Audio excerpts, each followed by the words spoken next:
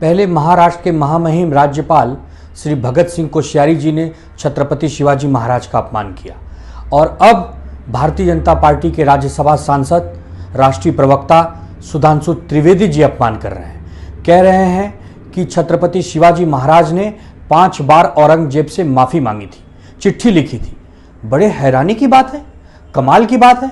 जिन छत्रपति शिवाजी महाराज का नाम सुनकर रातों रातों को औरंगजेब को नींद नहीं आती थी, सपने में भी छत्रपति याद आते थे, पूरी की पूरी दिल्ली की सल्तनत कांपती थी कि छत्रपति महाराज से दिल्ली की तरफ कब कूच न कर दें, ऐसे छत्रपति महाराज माफी मांगे थे, वो भी 5 बार। मैं तो समझता हूं कि भारतीय जनता पार्टी के अधिकृत राज्यपाल और प्रवक्ताओं को इतिहास का सही ज्ञान ही नहीं है।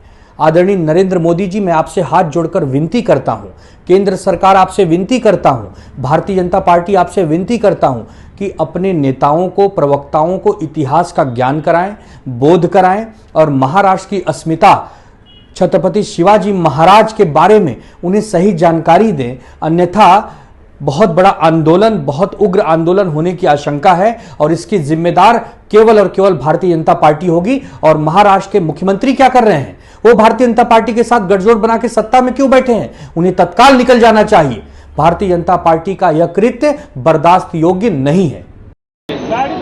तो शायद इनके दिमाग में कुछ बटाटे भर गए हैं। इनकी वृत्ति महाराष्ट्र को अवमान करने की है।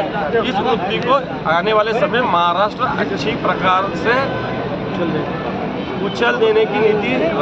महाराष्ट्र के राज्यपाल भगत सिंह कोश्यारी जी, भारतीय जनता पार्टी के राष्ट्रीय प्रवक्ता सुधांशु त्रिवेदी जी, क्या अधिकार है आपको महाराष्ट्र के आराध्य देवत छत्रपति शिवाजी महाराज का बार बार इस प्रकार से अपमान करना? क्या आप छत्रपति शिवाजी महाराज का इतिहास जानते हैं?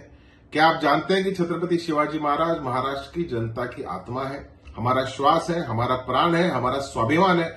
क्या आप जानते हैं कि छत्रपति शिवाजी महाराज ने किन कठिन परिस्थितियों में मुगलों के सामने एक आह्वान खड़ा करते हुए मुगलों को महाराष्ट्र से खदेड़ने का काम किया? आप महाराष्ट्र का गलत इतिहास जानबूझ के लोगों के सामने डालने का कोशिश कर रहे हैं। मेरी विनती है देश के प्रधानमंत्री से कि इस प्रकार का बयान राष्ट्रवादी कांग्रेस पार्टी और महाराष्ट्र की जनता बिल्कुल भी सहन नहीं करेगी।